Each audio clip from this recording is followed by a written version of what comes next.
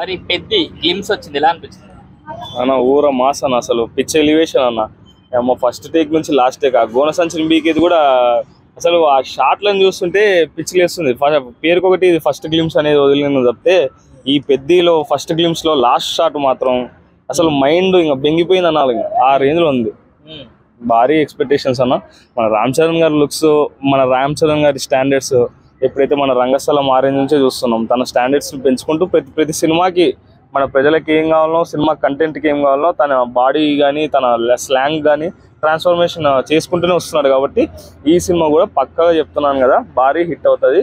అందులో ఏఆర్ రెహమాన్ గారి బ్యాక్గ్రౌండ్, మన మ్యూజిక్ కానీ బ్యాక్గ్రౌండ్ స్కోర్ కానీ ఇచ్చి పడేసింది. అసలు ఇది ఓన్లీ నన్ను అడిగితే గ్లిమ్స్ లాగానే ఉంది.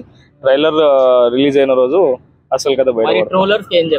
ట్రోలర్స్ ఏముందన్న, వాళ్ళకి పనే అది కదా, వాళ్ళకి అన్నం పెట్టడమే దాని మీద కదా. ఇప్పుడు ఫస్ట్ లుక్ అసలు వాళ్ళకి ముందు తెలియదు, ఎందుకు తెలియదు. ఫస్ట్ లుక్ రిలీజ్ అయిన రోజే మన రామ్ చరణ్ గారి బర్త్డే రోజే ఇది పుష్ప లాగా ఉంటుంది, ఇది రంగస్థలం లాగా ఉంటుంది.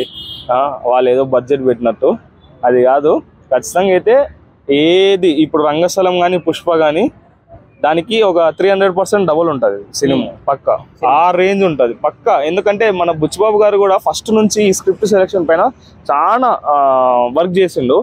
ఇంకోటి షూట్ షెడ్యూల్ అంటే ఇప్పుడు మన ఒరిస్సాలో కానీ ఇంకో లొకేషన్స్ లో చేస్తున్నప్పుడు కూడా వాళ్ళకి గ్యాప్ 20 days తీసుకునేసి కూడా స్క్రిప్ట్ సెలెక్షన్ కానీ కొత్త ఆర్టిస్టులని రిహార్సల్స్ చేయడం కానీ ఇలా స్క్రిప్ట్ రైటింగ్ మీద చాలా కాన్సన్ట్రేషన్ పెట్టి మన రామ్ చరణ్ గారు కూడా చెప్పడం జరిగింది. కాబట్టి పక్క ఈ ఫిలిం 100% బ్లాక్ బస్టర్ హిట్ అవుతుంది అన్న. సో మరి ఏఆర్ రెహమాన్ గారికి కాకుండా డిఎస్పీ గారికి ఇస్తే ఇంకా బ్యాక్గ్రౌండ్ స్కోర్ అదిరిపోయేదని చెప్పి టాక్ నడుస్తుంది అన్న. ఇప్పుడు ఏఆర్ రెహమాన్ గారు మనకి ఎన్నో నేషనల్ అవార్డ్స్, ఆస్కర్ అవార్డ్స్ తీసుకున్నారు, నేషనల్ అవార్డ్స్ కూడా తీసుకున్నారు. కాబట్టి ఇప్పుడు ఇంకోటి ఏంటంటే ఇప్పుడు తను కొంచెం ఫ్లాస్ లో ఉన్నాడు, అప్ అండ్ డౌన్స్ లో ఉన్నాడు ఏఆర్ రెహమాన్ గారు.